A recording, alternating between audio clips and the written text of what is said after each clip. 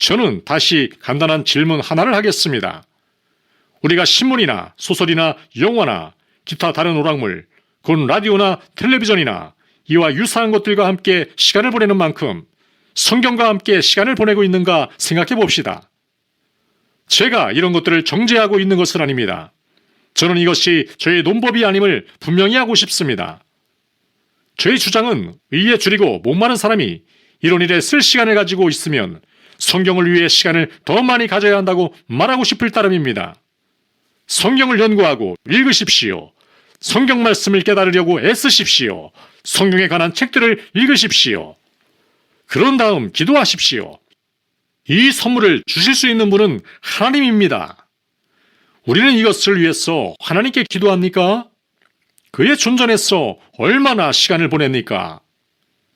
저는 하나님의 사람들의 전기를 언급한 바 있습니다. 여러분이 그들의 전기를 읽는다면, 그리고 여러분이 저와 같다면 여러분은 여러분 자신에 대하여 부끄럽게 여기실 것입니다.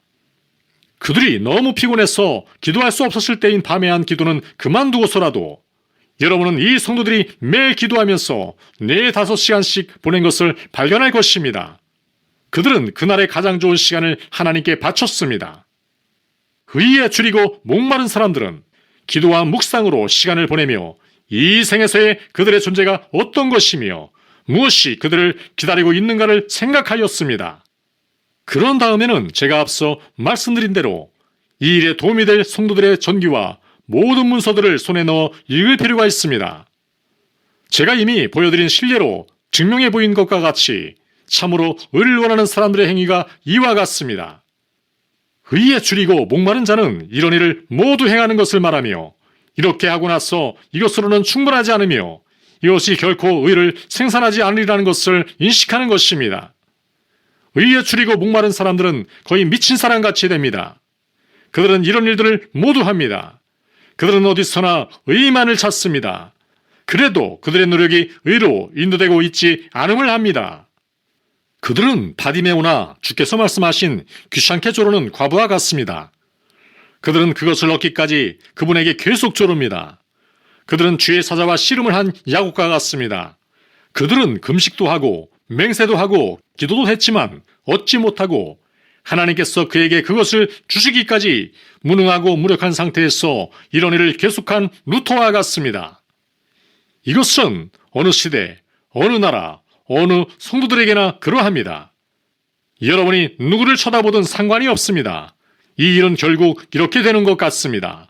즉, 여러분이 이 의를 참으로 발견할 수 있는 것은 여러분이 혼신의 힘으로 이 의를 찾을 때뿐인 것입니다. 여러분 스스로는 그것을 발견할 수 없습니다. 하지만 가만히 앉아 아무것도 하지 않는 사람들은 이것을 얻는 것 같지 않습니다.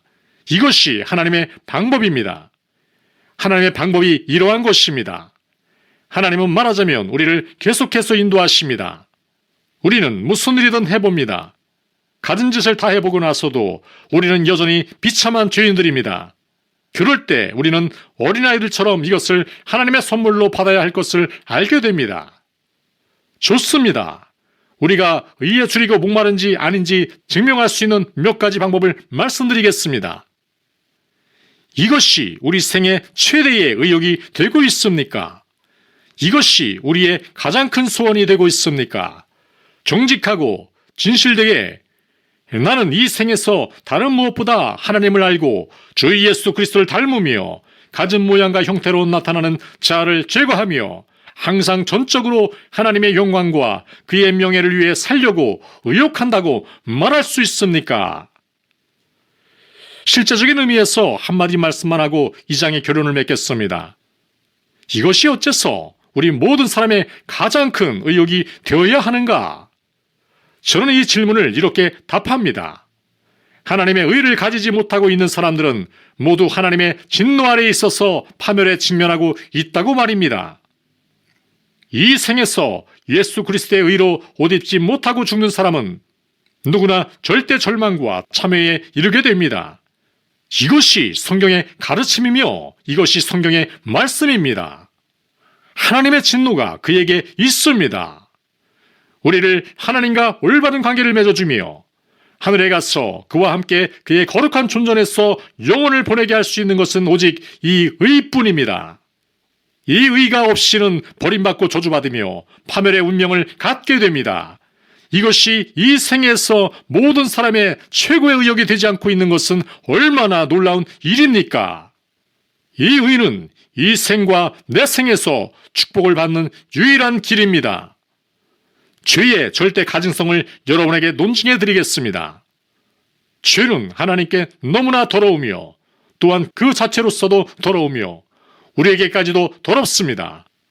만약 우리가 하나님 앞에서 그의 거룩한 빛 속에서 계속해서 범하고 있는 일들이 무엇인지 바로 볼 수만 있다면 우리는 하나님께서 미워하시는 것처럼 죄를 미워해야 마땅합니다.